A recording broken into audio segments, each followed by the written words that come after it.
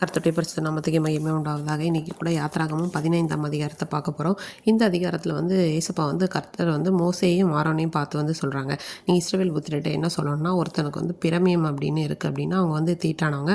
அது அவங்க மாம்சத்தில் என்னது ஊறி கொண்டிருந்தாலும் சரி, அது அடைப்பட்டிருந்தாலும் சரி, அதனால் அவங்களுக்கு என்னது அது ஒரு தீட்டு. அவங்க படுக்கிற படுக்கை தீட்டு, அவங்க எது மேலே உட்காடுறாங்களோ அது தீட்டு. அவங்க படுக்கையை தொடுகிறவங்களுக்கு கூட என்ன பண்ணணும், அவங்கள சுத்தம் பண்ணணும், அவங்க துணியெல்லாம் துவைக்கணும். அது மேலே உட்காந்துருக்கவங்க தெரியாமல் உட்காந்துட்டாலும் அது தப்பு. அதுக்கப்புறம் அவங்களோட சரீரங்களை யாராவது தொட்டாலும் அவங்க வஸ்திரத்தை எல்லாம் துவைக்கணும். அப்புறம் அவங்க ஏறி இருக்கிற சேனம் தீட்டு அப்படின்னு சொல்லி எல்லாத்தையுமே தேவன் இந்த பிரமியம் உள்ளப்பட்டவர்கள் எல்லாத்தையும் தொடுறாங்க. அதே மாதிரி அவங்க ஏதாவது மண்பாண்டத்தை எல்லாம் தொட்டுடுறாங்க, மர சாமான் எல்லாம் தொடுறாங்க அப்படின்னா மண்பாண்டெல்லாம் என்ன பண்ணணும், உடைக்கப்படணும். மர சாமான்லாம் என்ன பண்ணணும்னா கழுவப்படணும். அப்புறம் இந்த பிரமியம் உள்ள அவங்களோட பிரமியம் நீங்கி சுத்தமாயிட்டாங்க அப்படின்னா அவங்கள என்ன பண்ணலான்னா, அவங்க வஸ்திரங்கள் எல்லாம் துவைத்து தேவனுக்காக 8ஆம் நாளையில் என்ன பண்ணணும், பலி செலுத்த கர்த்தனுடைய சமூகத்தில் கொண்டு வரணும். அடுத்ததான் இந்திரியம் ஒருத்தவங்க கிட்டேருந்து கழியுது அப்படின்னா அதனால் அவங்க தீட்டுப்பட்டு இருப்பாங்கன்னு சொல்லிட்டு அவங்களுக்கான சில வரைமுறைகளை எல்லாம் சொல்கிறாங்க. அடுத்து ஸ்திரீக்குடைய உதிர உரல் மாத விளக்கு சமயங்களில் வரக்கூடியது.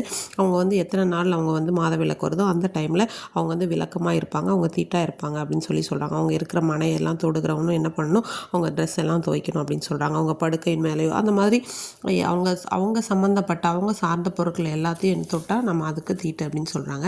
அடுத்து அவங்களுக்கு தொடர்ந்து மாதவிலக்கு வந்துட்டே இருக்குன்னா அவங்க என்ன பண்ணணும் அப்படின்னா, அவங்க அவங்களோட நாள் முழுவதுமே தீட்டாக தான் இருப்பாங்க அப்படின்னு சொல்கிறாங்க. அவங்களோட எத்தனை நாள் வருதோ அது மட்டும். அதுக்கப்புறம் அவங்களுக்கு என்னது நின்று போயிடுச்சு உரல் அப்படின்னா அதுக்கப்புறம் தான் அவங்க என்ன பண்ணணும், சுத்தமாக இருப்பாங்க அப்படின்னு சொல்கிறாங்க. 8ஆம் நாளில் அவங்களும் போய் பலி செலுத்தணும் அப்படின்னு சொல்கிறாங்க. இதிலேருந்து என்ன தெரிஞ்சுக்கலாம் அப்படிங்கிறத பற்றி நான் சொல்ல போகிறேன். இப்போ இயேசுப்பா இந்த அதிகாரத்தில் ஆரோனையும் மோசையும் நோக்கி, அதாவது ஆரோன் அப்படிங்கிற பிரதான ஆசாரியன், நம்முடைய பிரதான ஆசாரியன் இயேசு கிறிஸ்து. அவர் ஒருவர் தாமே நம்முடைய பாவ எண்ணங்கள், நம்முடைய உள்ளந்திரியங்கள் எல்லாத்தையும் ஆராய்ந்து அறிந்து நமக்கு ஆறுதலையும் பொறுமையும் பலனையும் அளிக்கிறவர் அப்படிங்கிறத பார்க்கலாம். அடுத்து இந்த பிரமியம் அப்படிங்கும்போது உடலில் உண்டாகக்கூடிய ஒரு கெட்ட நீர், ஒரு சீல், அதாவது உள்ள நம்முடைய உள் உறுப்புகளில் கூட இருக்கக்கூடியது. அது வெளியே வேணால் ஒரு வேளை தெரியாமல் இருக்கலாம், ஆனால் அது நம்ம உடம்புக்குள்ளே இருந்தாலும் அதுவுமே பாவம் அப்படிங்கிறத சொல்கிறாங்க.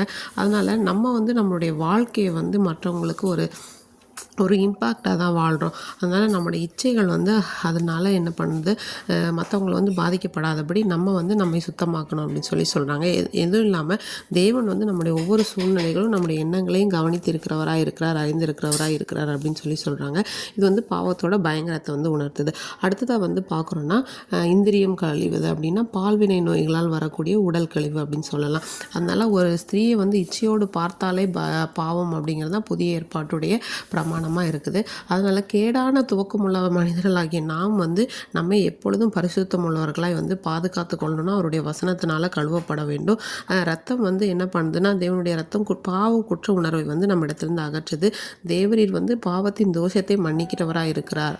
அது மட்டும் இல்லாமல் ஈசப்பா நம்முடைய தீட்டான காரியங்கள் எல்லாம் நம்மளை விட்டு எடுத்து போட்டு நம்மளை சுத்திகரிக்க வல்லவராக இருக்கிறார். நம்முடைய பாவங்கள் அவருடைய முகத்தை நமக்கு மறையாதபடிக்கு அவருக்கேற்ற பரிசுத்தத்தோடு வாழ்வோமாக.